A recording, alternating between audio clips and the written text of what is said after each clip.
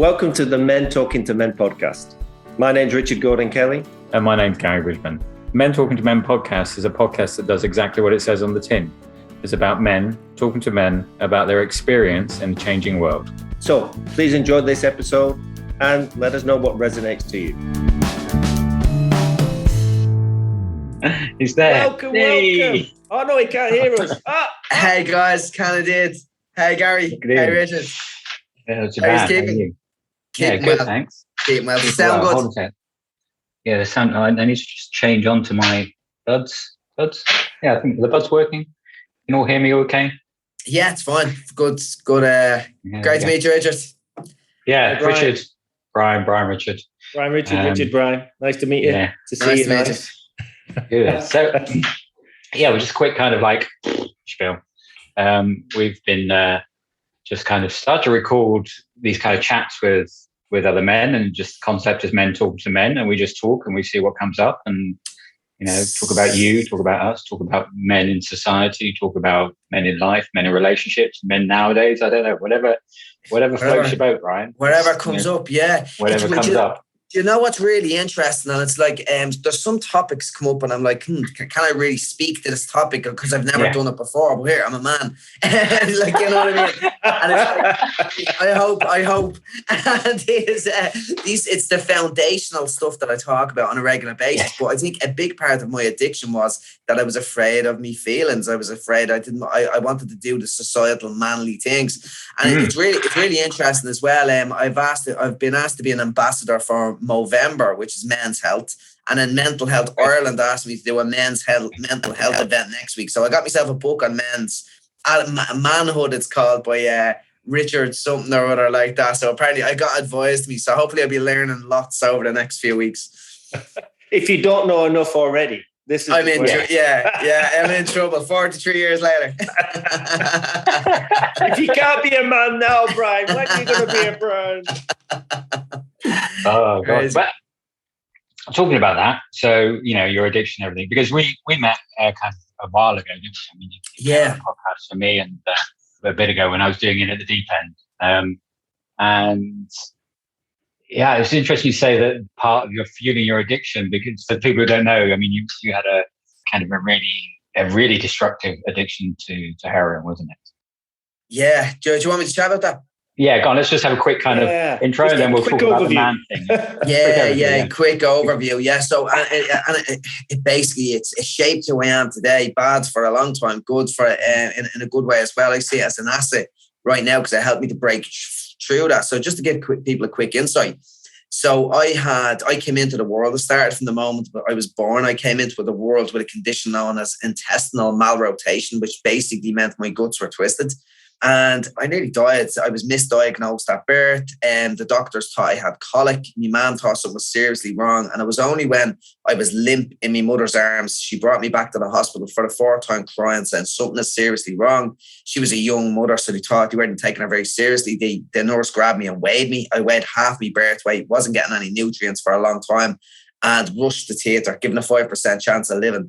Now, the crazy thing about the story, the even worse part of the story, is that it was only in 1985 that the medical practice of the world realized that infants experience pain like normal adults. So based on weak neurological evidence from the 1940s, I went under the knife, and many people around, many infants in that time as well, I went under the knife without a general anesthetic. Wow. And crazy. Oh. Absolutely great. Yeah. Because do you know now that the fetus experiences pain, like it's a fetal thing. And so it was crazy thinking. And it was only in 1985 when some woman found out that our child underwent heart surgery without a general anesthetic that she says, what the hell's going on? And it was like the medical practice was like, I think we've just been making an assumption based on evidence going way, way back, like bloodletting or something like that. And it was a big outcry, So, but I had complications from that surgery as well, and I wasn't given medication. So I literally cried for the fourth year of my life. No medication, went under the knife without the surgery, as I said. As I've learned from my own experiences in psychology, I was an organism that was primed to look out for danger in my environment. As a 1-year-old, I associated the world with danger. And it's no surprise that I grew up with anxiety, fear, and stress. And anxiety already runs in my family. addiction already runs in my family. There's alcohol. My mum and dad were both alcoholics as well. So it really set me up for a life of risk, you could say. And I was a very fearful kid. I had other childhood traumas. My mum and dad, lovely parents, but they were alcoholics, as I mentioned. And my young childhood was remembering them fighting and drink driving and drinking, a lot of that kind of stuff. And I was just a very worried kid. I was up in my head, always fearful, always worrying. And it really set me up. And when I was about 13, 14, I came from a pretty disadvantaged area. I started dabbling in drugs. And the drugs sort of gave me that sort of feeling of looseness that I'd never experienced before. And I liked taking drugs. And then when I was 17, I tried heroin for the first time. And I described that experience as like a soft, warm blanket was just wrapped around my soul. I got the anesthetic I'd been craving for 17 years. I found it in the shape of heroin. And that set me on a path for the next 18 years where I got deeper and deeper and deeper into chronic heroin addiction until I was 35. And I found recovery in a very lucky but very grateful way. And that's in a nutshell. We could go into other elements of that. Yeah. But what I was doing was just hiding from my feelings, using drugs to escape from my feelings. And yeah, it really set me up for a very problematic adulthood.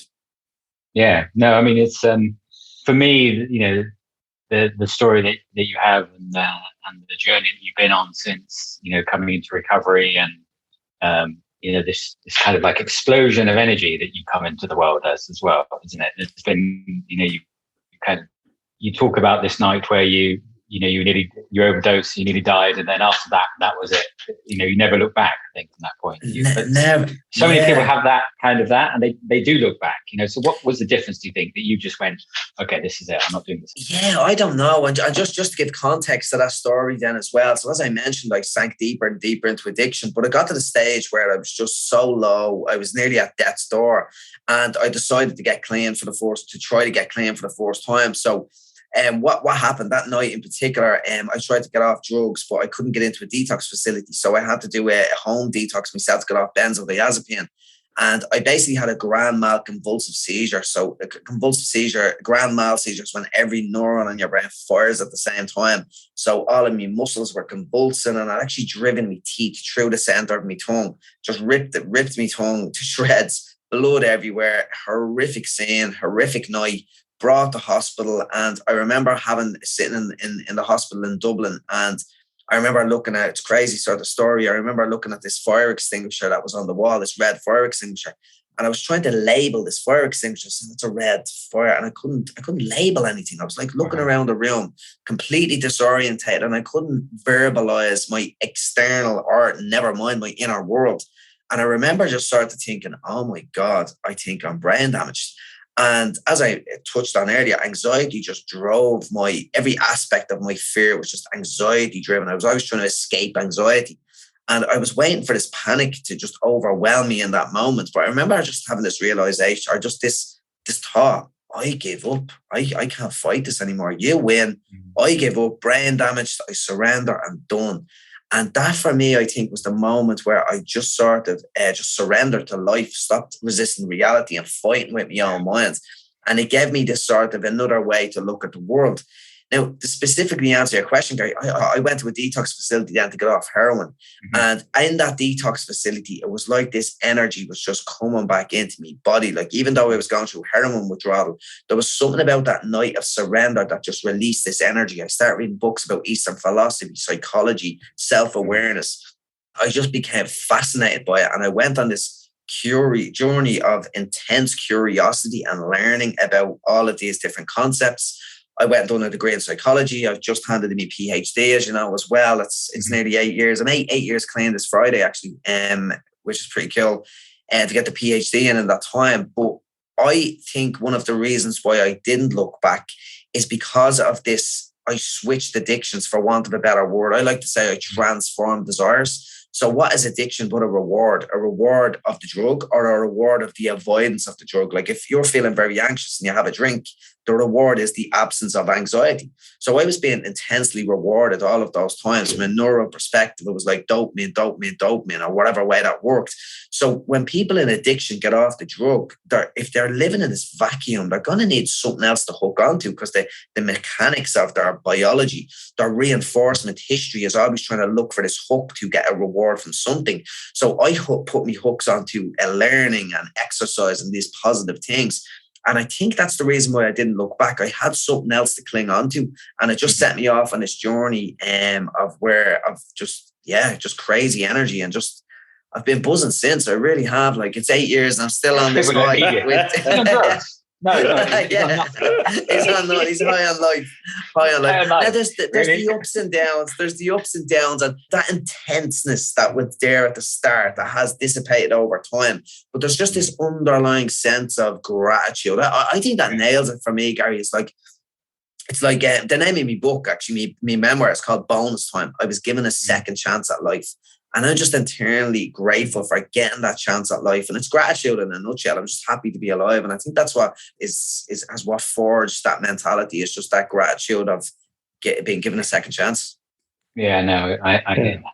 You said at the beginning as well, though, that you was trying to be, part of it was trying to show up in the world as a man. Part of the addiction and the drugs was about that.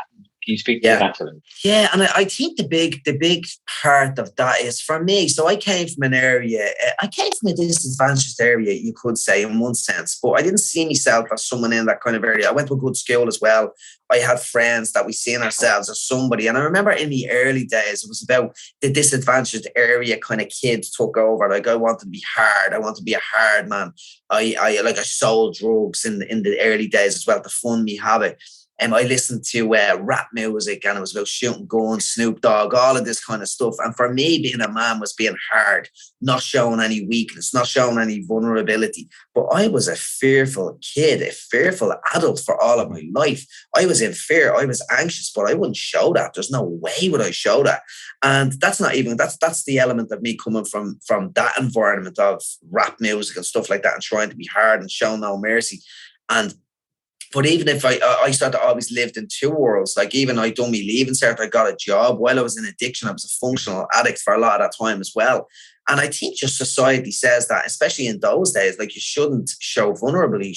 Men shouldn't show vulnerability. Men need to be strong. Men don't cry. Men don't be sissies. You can't be a sissy.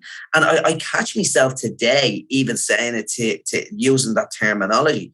Don't be a sissy. Don't be or whatever, like, as if to say, and by default, that language tells me that females, it's okay for a woman to be a sissy, but it's not okay for a man to be a sissy. Whatever the bloody hell sissy even is, I don't even know. Yeah. But it's that mentality that's ingrained not only in our culture, it's ingrained in our language, that we have to be a certain way.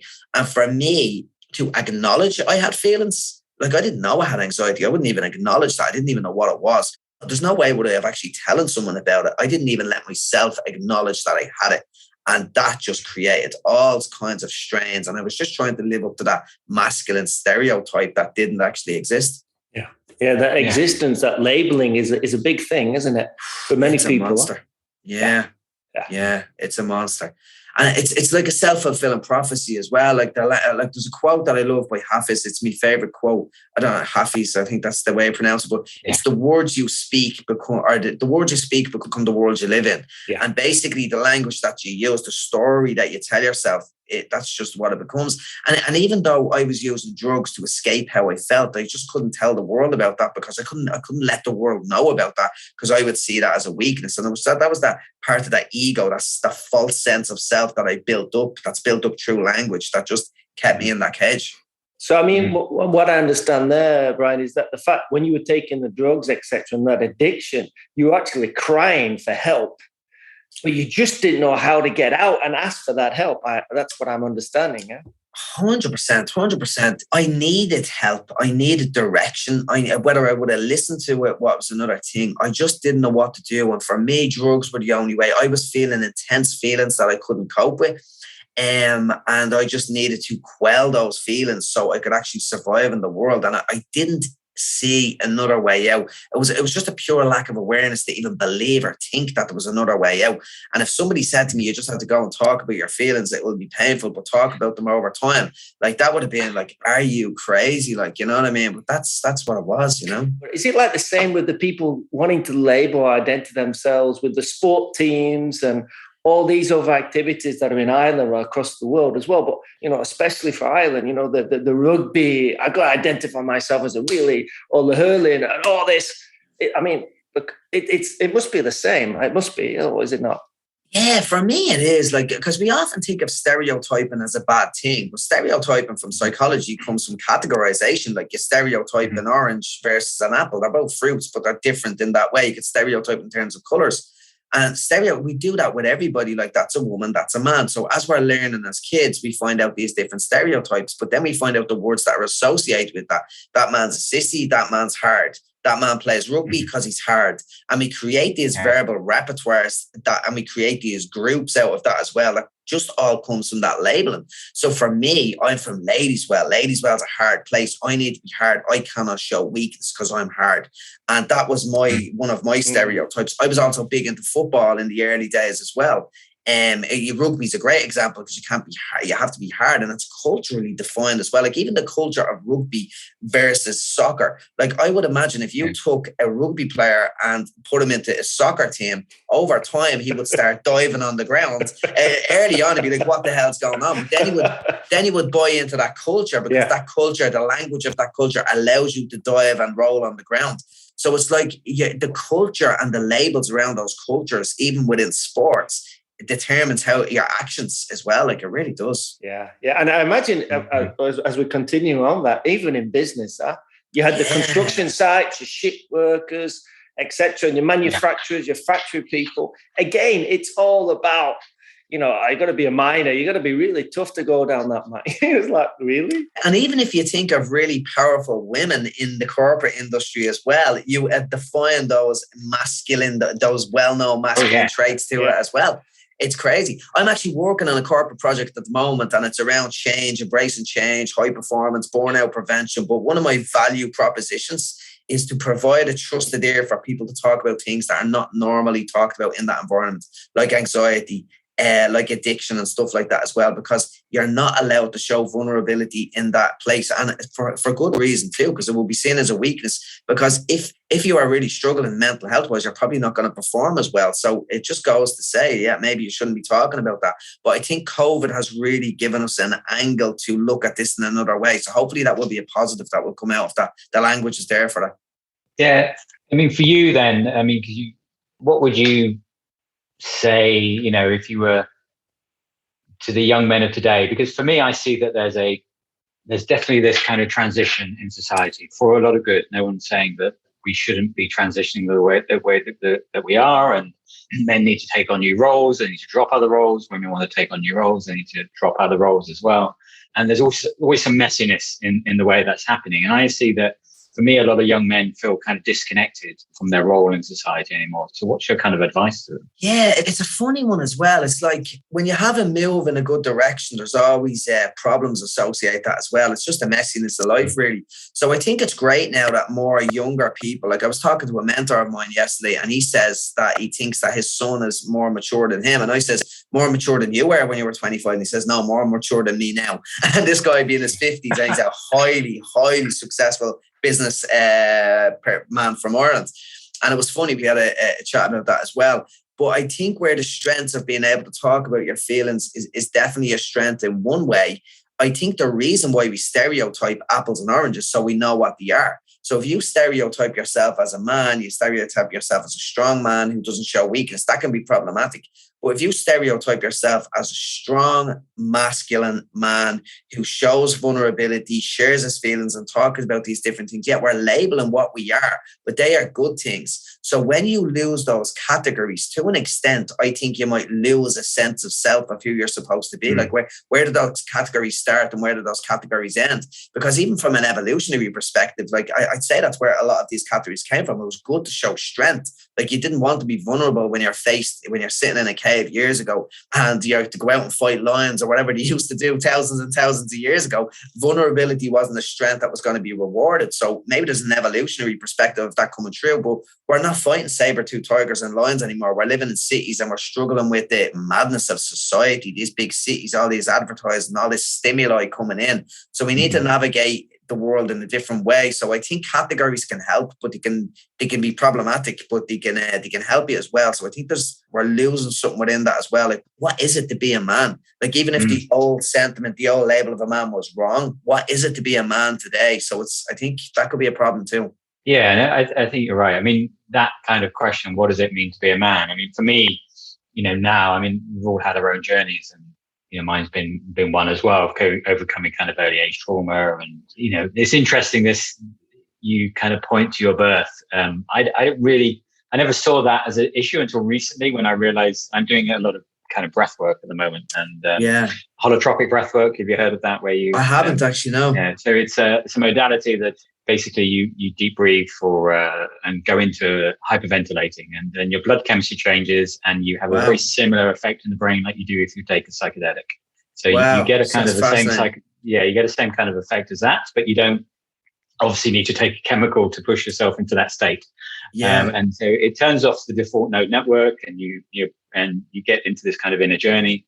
And experiences through that. I never really I was a month premature. My mother had this accident where she blew herself up essentially. So my entry into the world, which is it's now, as you say, that we now realize that fetuses, you're going from this environment when you're in a fetus where everything is given to you. I mean, it's like the perfect environment in the room, isn't it? There's food on tap. There's oxygenated blood on tap. You're warm. You're safe. And then you go from that to the outside world, and that whole process is traumatic. You're in some way, in a spiritual way, you're kind of separating from the kind of the warmness of the Divine Mother. I mean, you separate from that, and then you're now into this space. Mine it's not only you're going to that traumatic birth process, push through this hole, head gets squashed. There's probably a lot of kind of things going on there. Mine was kind of like also quite an explosion, because my mother decided that she would light a gas fire, and I never kind of saw that as well in my kind of anxiety and the way that I show up. And it's like, I went back and had a rebirth process and went through that rebirthing again, and saw that it was like, for me it was an even a bigger shock. And where was I going with this? And so I think we as men as well, we don't really kind of consider that side of us. We don't really consider that we have this kind of Divine Mother typeness as well, and that's where we come from, and that we need to honor that side of us at the same time. We don't need to push feelings away. We can allow feelings to be here. And what does it mean to be a man for me? Well, it means just to allow everything to show up as it is, and whatever shows up is fine. I don't have to put a label on it. I mean, people say, "Oh, you're a yoga teacher," so they come with their identity of me already. But I'm a yoga teacher that likes to watch football, and now and again I play video games, and so people are like, "Oh, okay, but I thought yoga teachers did this." It's like, well, no, I'm just me, and this is who I am. This is it in all its uniqueness. I love it. Exactly. I love it. It's beautiful.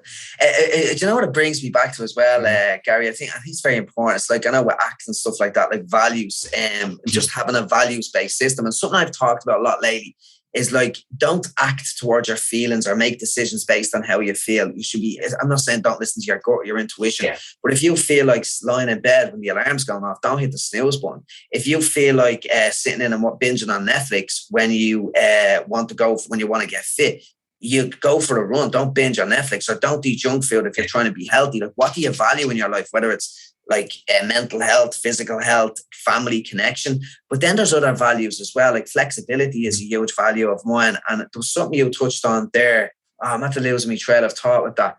But it's really around these masculine values as well that could be called us. That's where I was going. Like, so courage, but obviously it's not one of the values that I talk about on a regular basis. It's sort of a more universal value that we all value courage in other people.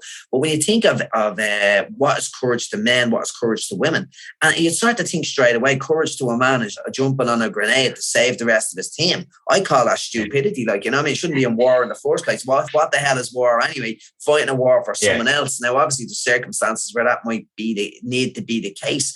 But if you look at all these kinds of things, like courage is actually telling people how you feel. Courage is actually sharing, being intimate with someone and sharing your feelings and really working on yourself to become a better person. So I think it's around reframing these things is really important as well. But values is something that just always jumps up at me. And at the end of the day, if you don't feel like sharing your feelings, well, what value are you aligning to? It's certainly not courage, it's fear.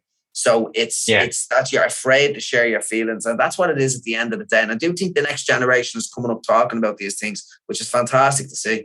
No, I totally agree on that. I think that what you were highlighting there, we used to think it was a thin line. We used to think that line was either you fear, you're on one side. Yeah. You're totally open. And what you're saying, that doesn't mean anything, you know? It's like... But I think we're all here. What we're hearing here is that it's okay to be fearful. Yeah. And as you say, just to notice that you're in fear is okay. But you don't have to be dragged into that conversation and then thoughts and the momentum of pulling you in one direction. You can stay and say, I'm okay. I'm courageous as well. I'm scared. Yeah, I'm scared. I'm scared. So what? I'm scared. Yeah. We're all scared in one way or another, one time or another. That's it. Yeah, the big time. I'm scared. I'm lonely. I'm sad. And they are just feelings that come and go. And if you nearly, I love this idea that if you peel every emotion back, you peel it back at the end of the day, like every negative emotion comes down to fear. If you peel, like anger is you get angry at something because you're afraid something's going to happen at the end of the day. When you peel these negative emotions back, it comes to fear. And we all have negative emotions. So to say that you're not afraid or you don't experience fear is probably the most universal thing you could say to confirm you're a liar. Like that, at the end of the day, we all experience it. So why not acknowledge it and just own it, you know? Yeah. There's a really good book called Love is Letting Go of Fear. Which is kind of this seminal kind of self-help book, which just that puts it in, says, look, there's only two emotions: there's love or fear. Love or fear. To get back to love, I have to let go of fear. You know, so fear's here, right? Fear's here. I have to let go of it. I have to let it be as it is, and letting go. I think when people think about when we talk about letting go of emotions, it's not that I try to get rid of it. You know, it's just I let go of trying to hold on to it or do anything with it or let it define me. I just let it sit here and it's like, oh, okay, I'm fearful. I've got anxiety. Yeah, I've got anxiety. Okay. It's just, I don't really need to do anything with my emotions. I don't need to allow them to consume me. They can inform me sometimes because if there's a lion running towards me and I'm scared, I'm going to pretty much go, okay, that's it's a message. Run away from it. It's a message. Yeah. But other times it's like, you know, I wake up in the morning and it's like, well, I had a breathwork, didn't go back to breathwork. I had a breathwork session where I just kind of felt that kind of, I call it the trauma of being alive. You know, it's just like this. There is this undercurrent of like, oh, I'm alive. Crap. At some point it's going to end.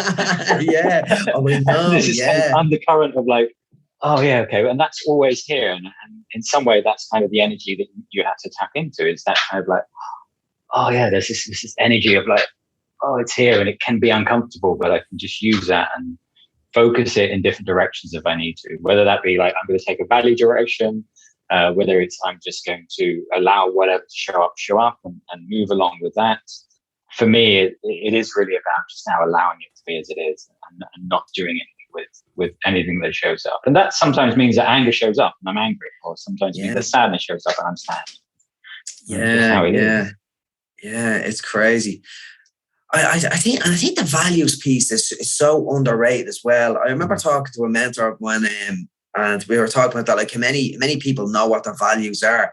And I've thought deeply about this, like my 5 core values: flexibility, trust, accountability, boldness, and consistency. They're my 5. I have lots of other ones there as well. Curiosity would be a big one, playfulness, be more personalized values. Yeah. But it's like they can shape who you are. So if someone's listening to this and say, right, what kind of man am I? what values are you orientating your life towards? So boldness is a value that I talk about a lot. And what boldness is for me is reaching out, taking a risk, putting myself out there. And people all think you're so brave, you're so whatever, but there's a lot of vulnerability in that, because I ask, like, I've reached out to Russell Brand, I've done it many times. I've gotten rejected every single time. Now there's vulnerability in that. So yeah, it might be bold and taking a chance. Russell, get Brian on. Come on, Russell. And someday I think I've actually got in contact with his agent. I think someday it might even happen. But there's another guy, I don't know whether you know Tommy Tiernan. Do you ever hear Tommy Tiernan? Yeah, I know Tommy Tiernan, yeah. So he'd be a big comedian. He's the Tommy Tiernan show over in Ireland. So just the other day I reached out. I said, I'm looking on the Tommy Tiernan show. So Addict PhD, he wouldn't know who I am. And that the way he creates his TV show, he doesn't know who the person is. And he has a conversation with him. Big huge show in Ireland. So I reached out to the Tommy Tiernan show. Wasn't expecting an answer. A producer got back to me yesterday saying, yeah, we're interested. So there's further talks. So that's that boldness in a nutshell. But it's like, forgetting about what values I have, but I just think if you want to be a certain person, or you want to think about who you are as a man, as we're talking about here, what are your values? And something that I do, like I think there's some great questions to think about what your values are. Like if you're at your funeral, what would you want your loved ones to say about you? He was kind, he was loyal, he was caring, he was bold, he took a chance, he done what he said he does, he walked his talk. They're things that I would like people to say. But it's a great way of getting outside of your own perspective to see what you value. And I think from a male perspective as well, like think of men that you admire, because composure and humility will be two, and patience. Composure, humility, and patience are three things that I highly admire in other people. I'm not big on composure. I'm more enthusiastic and energetic, and I get shaken by things. And I think that's just my history of being traumatized as a human being at a very early age. I'm not very non-reactive. I work on it a lot, and I've gotten a lot better at it. But composure is not, I value it, but it's not something I align to people. I'm always working towards it. I would love to say I'm the most humble person in the world, but I think my addiction has made me very self-centered, or made me very self-centered, and I have to work away from being self-centered. So like if there's an opportunity or something to say, humility doesn't scream out at me. I want to jump out and talk first. I want to be the center of attention, and that's something I have to work on as well. And patience, I am innately impulsive, and patience doesn't come to me. I've created my own principles to help me to align myself with these values. So I know who I am at the moment. Yeah, I take risks. I align to boldness. Like you can trust me. I'm honest.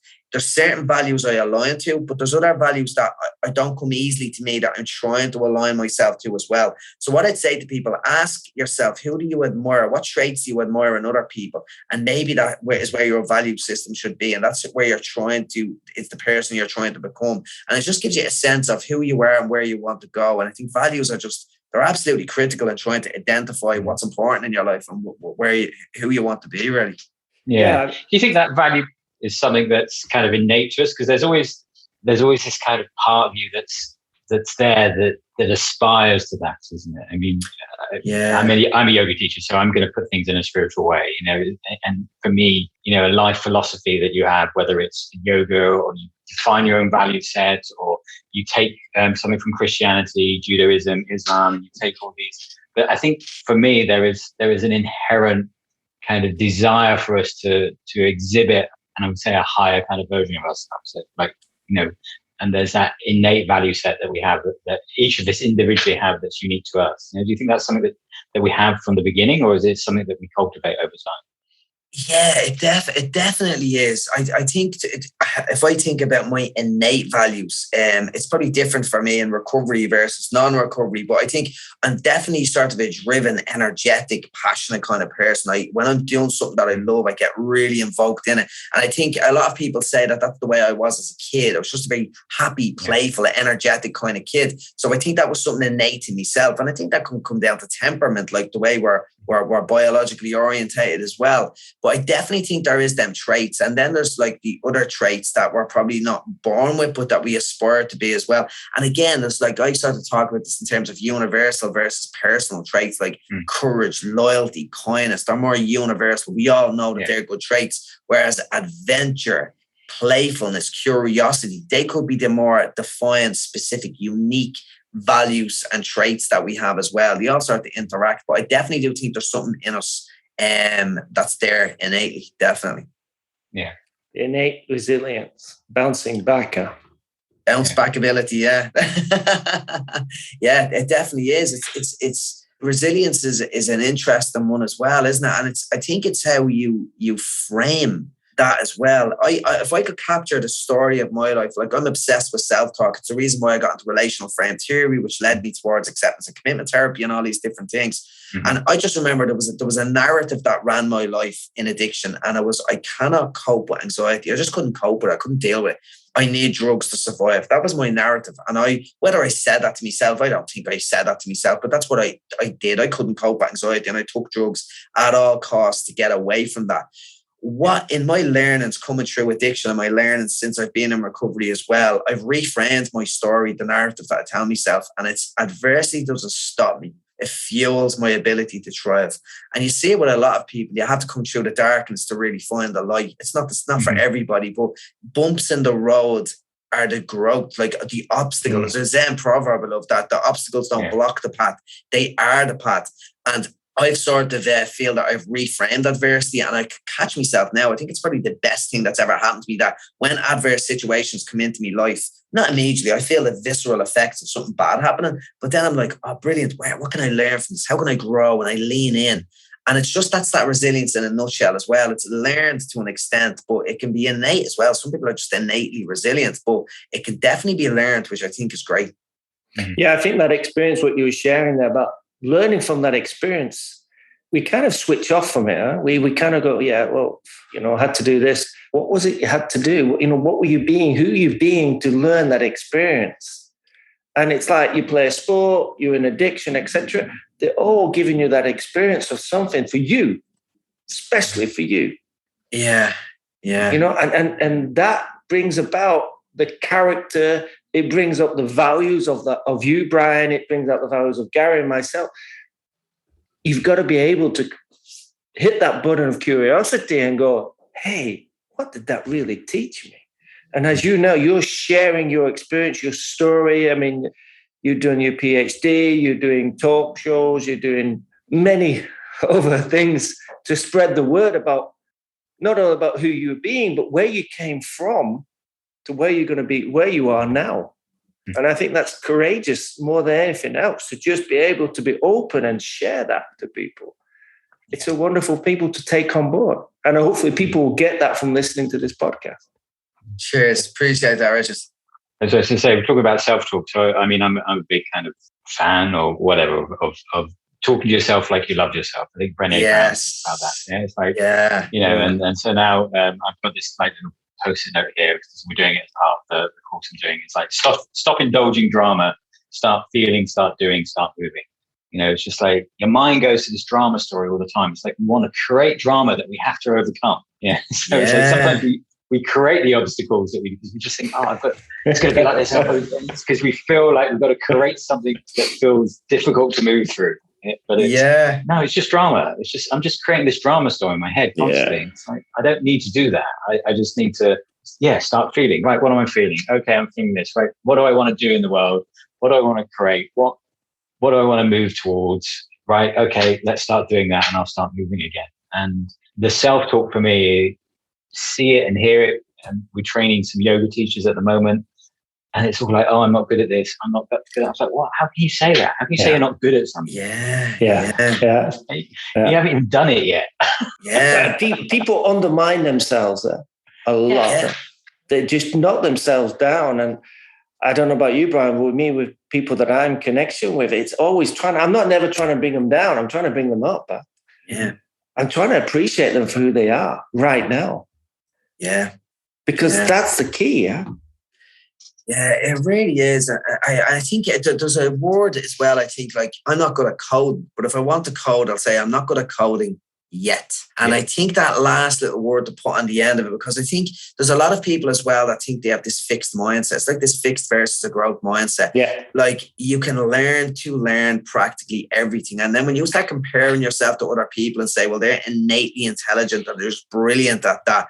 I remember when I got into college, like, I was not one of the cleverest in the class, not by a long shot, because we actually done IQ tests. So objectively, I was not one of the cleverest in the class, but I was strategic and I worked damn hard. I put in a lot of hours and I ended up getting top grades. I ended up getting a scholarship for Trinity College, top awards, all that kind of stuff. Nothing to do with intelligence. It was hard work and iterative learning over time, and that's all it was. So it's the realization that you can actually grow, you can work on things, and anyone that's brilliant in any endeavor, you'll find out that they've probably 10 years of experience of working on that. And you've got to work smart as well. It's not about just working hard. You've got to work smart as well and learn and keep your eye on the ball as well. But I think at the end of the day, I think, like you're talking about spiritual stuff, like I think it all comes back to awareness. For me, awareness is the holy grail. You can have the best values in the world. You can have the best tactics in the world. You can have the great goals, all these strategies for life. But if you are not aware of your internal, inner, emotional world, as well as your outer world and how that's affecting you, and you're not able to adjust to that in the moment, like you've got to have awareness of that. And it brings it back to self-talk. Are you telling yourself you're stupid? Are you telling yourself you're not good enough? Because you could be just saying that on autopilot and not even realizing it in the moment. So it's to have the awareness of what the world is doing to you, what you are actually doing to yourself, and always keeping that objective eye inward, how you're feeling, how you're thinking, bodily sensations, to see how you're reacting. And I think it always comes back to awareness. And again, if I could bring it back to the man thing as well, like I had no awareness that I was supposed to feel me feelings. I had no awareness that I was having this inner dialogue with myself all the time. When you bring it back to awareness, I think you touched on it as well, Gary, as well. It's like letting go. It's a hard thing to know what it actually is, but it's when you become aware of something and you say, that's what it is. You just let go, and any negative emotions that go with that as well, they don't just disappear, and they just don't disappear. Letting go doesn't make them disappear. They might sit there for a while, but I think the awareness lets them dissolve over time. Be aware that feelings come, feelings go. It will go over time. Everything passes. I think that's really important to recognize as well. Yeah, I mean, definitely, because, from a kind of a spiritual way of putting it, I mean, all religions are saying the same thing, essentially, is that your awareness and consciousness, and there's no separation between you. There's not something here and something out there. It's all you, because it's all being created up here. It's not being created anywhere else. At the end of the day, it's all here. And it's like, so there's no outside or inside. Your inner world and your outer world are actually all happening at the same time. Yeah. And when you look at, I'm going to use the G word, and if anybody's listening they don't like it, I'm just going to use it in context of, like, when people talk about God in religions, they're talking about this. They're talking about it is awareness. God is awareness. God is happiness. God is consciousness. And all of those are the same things. And they're not outside of you. They're all here. And by understanding that, for me, it's like, my emotions are just this little blip in the size of the universe, because I'm the size of the universe. Awareness is all of it. I'm aware of all of it. So my emotion is just this kind of part of here that can feel really overwhelming. But as soon as I recognize I'm awareness, it's like, right, I can allow the emotion to be there. And I'm bigger than the emotion, because I'm infinite. That doesn't mean I don't take action in the world. It doesn't mean that I don't have to do things. I don't have to maybe do practices or meditation or do some form of tools and things like that, because there's always this kind of disconnect. It's like, well, I'll just be awareness and that's it. It doesn't work like that. I can drop back into being awareness, yes, but I still got to have a practice. I've still got to have some form of frame of life philosophy that I'm using to put some boundaries around my life and who I am. I'm very big on the kind of adult child mind and like looking at things and saying, right, is that my child that wants this? My child wants instant gratification, wants everybody to know exactly what I'm feeling. My child wants everybody to just, look after me straight away. But the child mind can kind of get in the way of all that, especially if it's a child that's had some form of trauma. So I have to be aware of that. And that's my self-talk. What am I thinking? How am I acting? What's coming out of this? Because it's still energy and it still has an effect when I speak. So picking my words carefully, and all of these things lead you down a path of, over time, your life starts to get better, and it's not in material wealth, it's in spiritual and emotional wealth more than anything. And that sometimes translates into, you get material wealth, but we're not doing these things to get rich. We're doing these things to just kind of show up in a fulfilled way. It's like, I feel fulfilled. I don't need anything else now in this moment. So I don't need to run to a drug to fulfill me. I don't need to run to a relationship to fulfill me. I don't need to work 30 hours, not 30 hours a day, because you can't do that. But sometimes people are doing that, aren't they? They're working 30 hours in 24. Getting 40 hours work in a day. Yeah. It's crazy. It's crazy. Yeah, it really is.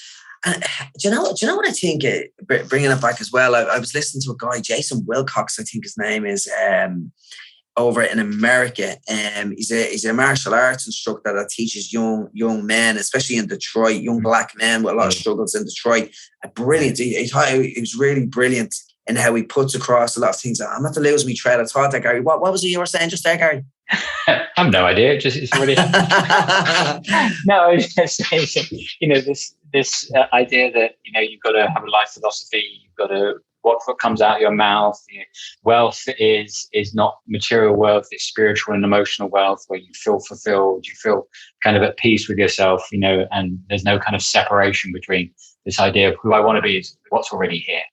I don't know if I kind of know the guy as well that you're talking about. But I mean, how does James then relate that with the children then? Does he direct them? Does he support them? How does he work? Do you know? So what he does is, one of his videos went viral actually. And I remember looking at the videos and he's all about, it's okay to be angry. It's okay to be fearful. And what we do, one of the things that I heard was, do you know what it was? I remember where my thinking was going with that. What he demonstrates is that, like, if you look at, he actually says, you see lots of old ladies walking around the streets. It's something that you see, an old lady on the street. You don't see many old men walking around. And it's because older men die younger. And if they don't die younger, they're probably not as mobile as women. And why he puts that down mostly is that masculine thing that we have to work, do. I am very much a doer and a worker, and it's something that I need to be careful of. And I often say I don't experience burnout like other people. I have loads of energy, blah, blah, blah. That's just a lack of awareness. I'm taking December off for that very reason. But what he says what he does with the kids, to answer your question, Richard, he sits with the kids and he uses martial arts as a vehicle for these as well. And he done one example of one kid and he says, I can't punch. He couldn't do a certain thing. And he says, why is that? And the kid actually says, I'm nervous. I'm actually nervous. And once the kid was able to speak that in that room, he says, I get nervous too. And he just lets these kids speak the language of what they are actually feeling in that emotions. And he says, what that brings forward is just discipline and men. He just develops young men. It's actually incredible.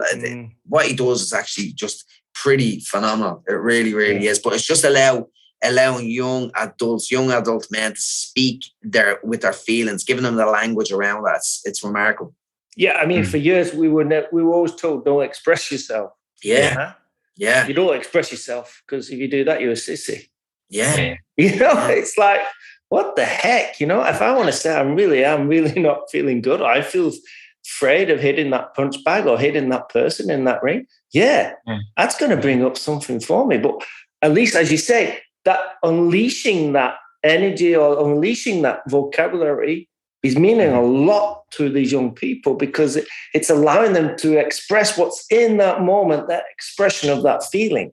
Right? And it doesn't, as Gary says, and you said, Brian, we don't have to go with it of that fear and then create all that conversation about it. No, I feel hitting that bag or hitting that person. I feel it.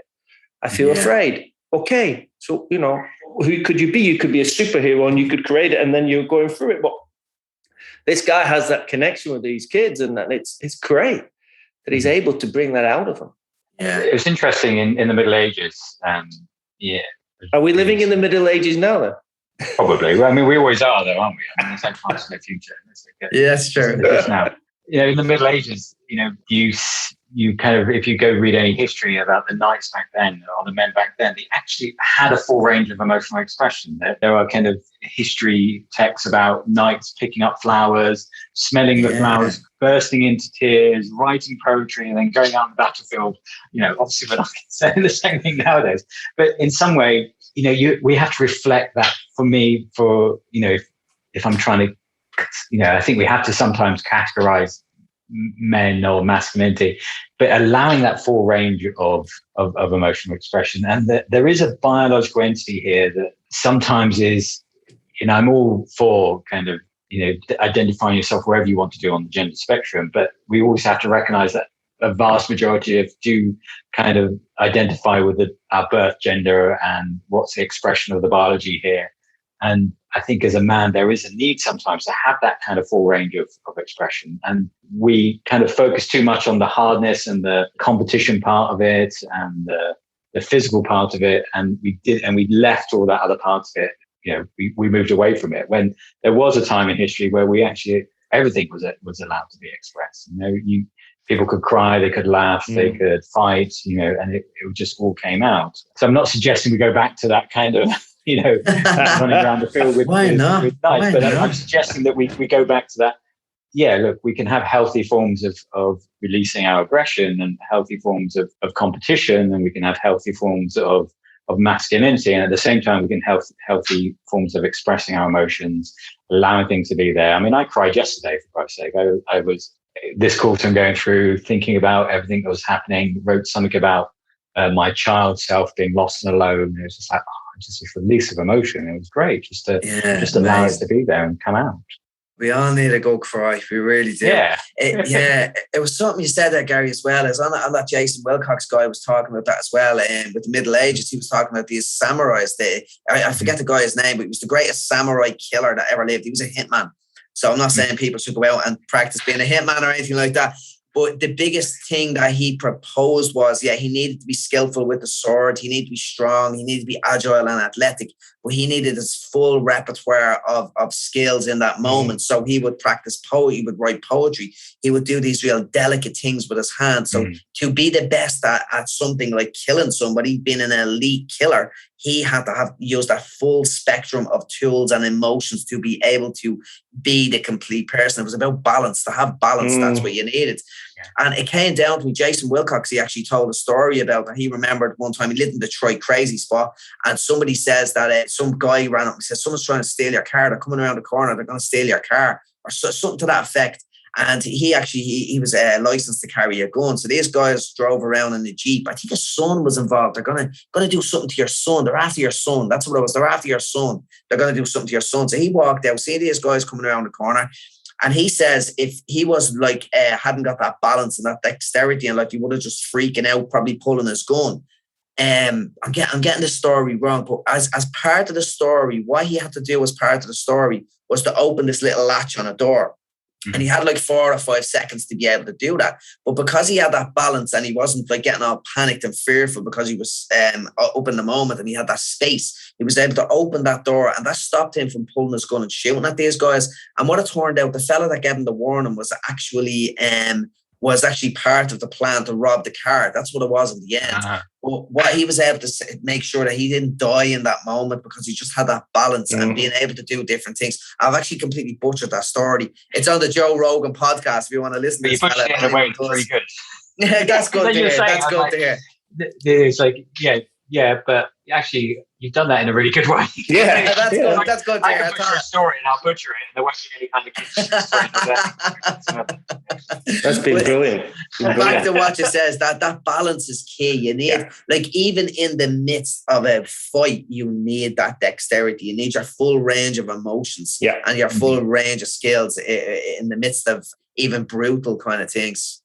It's the calmness, isn't it? As you said, the calmness that he had in that moment, and that balance to really stay with clarity of what was coming up for him to not open the door, or to open the door quickly. To open the door, it was a latch. And you know what he did say? This even a more key piece after that. So after it, then he went into his wife, and his wife says, "You okay?" And he was bubbling up. He says, "I need to go and sit with this. I need to release these emotions. I am feeling." So the emotions were there. He had to release them. I think meditation was a big thing for him. But them emotions were there. He was just able to stay balanced in the moment. But then he had to release those emotions and let them go somewhere. That's been beautiful. Yeah, it's great, right? Really was an amazing guy. Amazing guy. Well, you're amazing as well, mate. Thanks, Richard. Appreciate that. We wish you all the best with November and everything else that you're doing. November. November. Yeah, that's probably how we say it in Belgium. November. I love Belgium, I have to say. Where are you in Belgium, Richard? I'm in Charleroi. In Charleroi, I flew into Charleroi. Ghent, I was in a few times. Great spot, great part of the world. Look us up because I'm in Brussels. So next time you're over, drop us in. Drop in, I definitely will, because I was saying to my partner, actually, we need to go to Ghent, because I was there a couple of times in my youth on training exercises. So it definitely is a place I want to go back. So we'll meet up. Definitely. It'd be great. It'd be great. Come over. We'll show you some Belgian beer. Duval, that's the one I remember well. I think there's a few more now. We'll give you 1 or 2 Moretz and then wish you good night. Definitely. Sounds good, lads. Sounds good. Thanks for having me. Really enjoyed this chat. Really enjoyed it. Fantastic. Yeah. Great. Yes, really thanks a lot, guys. Thanks for reaching out. Take care. All the best. See you now. Bye-bye. Do you want to create a more harmonious and balanced life? The Brussels Yoga Loft is a community-focused yoga studio supporting you in your journey of inner transformation. Our classes, workshops, courses and resources will help you grow your consciousness, deepen your practice and strengthen your connection between mind, body and spirit. Thank you for listening to this episode of Men Talking to Men, a podcast produced by Gary Bridgman and Richard G. Kelly, and sponsored by the Brussels Yoga Loft. If you enjoyed this podcast, please consider becoming a patron at www.patreon.com/Men Talking to Men. Memberships start from as little as €3 a month and come with a range of benefits. Thanks for listening.